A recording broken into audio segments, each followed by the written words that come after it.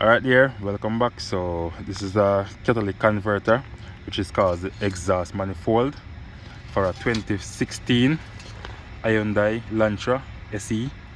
So oftentimes I'm getting this question, how does it look? So I just want to do a video to show you guys exactly what it look like, so you can see the shape of it on the bottom part right here.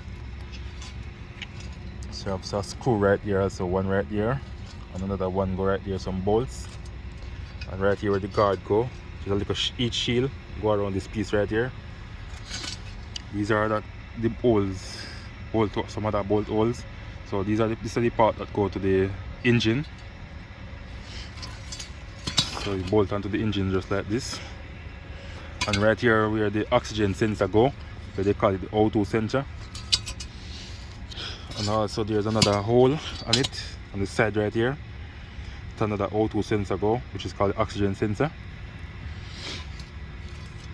So that's how it look, guys. So this one bad.